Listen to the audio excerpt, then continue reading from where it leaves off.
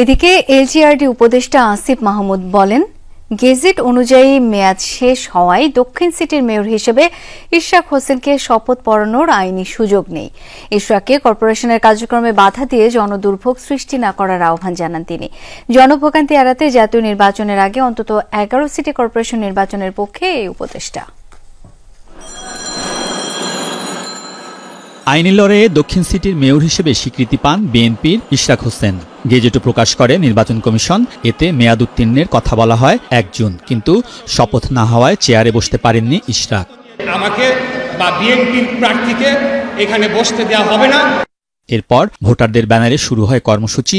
শপথ বা দায়িত্ব হস্তান্তর না হওয়ার জন্য এলজিআরডি উপদেষ্টাকে দুষছেন সমর্থকরা, যদিও ভিন্ন ব্যাখ্যা দিচ্ছেন আসিফ মাহমুদ। আইন ভঙ্গ করেছে, আমরা আইনের কিছুই বুঝি না বা মূর্খটুর্খ অনেক কিছু বলতেছে, কিন্তু আদালতের কোনো একটা রায় স্থানীয় সরকার বিভাগের কোনো করণীয় সম্পর্কে উল্লেখ নাই। গ্যাজেটের মেয়াদটা বিচারাধীন থাকা অবস্থায় হয়েছে। এটা সাবজুডিস অবস্থায় যেহেতু মেয়াদ শেষ হয়েছে, সেখানে আমাদের আসলে করণীয়। গ্যাজেটটা অকার্যকর ছিল, অকার্যকর হওয়ার 20 দিন হয়ে গেছে এবং একই সাথে সিটি কর্পোরেশনেরও মেয়াদ শেষ হয়ে গেছে। পুরোটা বিষয়ই আমার একার সিদ্ধান্তের কোনো কিছু ছিল না, যেটা আসলে প্রজেক্ট করার চেষ্টা করা হচ্ছে যে আসিফ মাহমুদ ব্যক্তিগতভাবে, সেই সুযোগটা আমার নাই।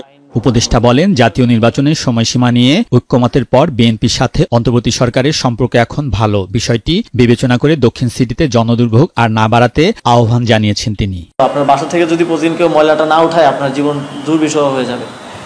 এই দৈনন্দিন কার্যক্রম যদি কোনো কারণে ব্যাহত হয়, এই মন্ত্রণালয়ের দায়িত্বে থাকা অবস্থায় এটা আমার জন্য একটা ফেলিওর হিসেবে অন্তর্বর্তীকালীন সরকারের জন্য সিটি কর্পোরেশন তালাবদ্ধ করা, আপনারা জানেন এটা সরকারি কাজে বাধা, এবং আমাদের অফিসারদেরকে কাজ করতে বাধা দেওয়া, এটাও একটা ক্রিমিনাল অফেন্স।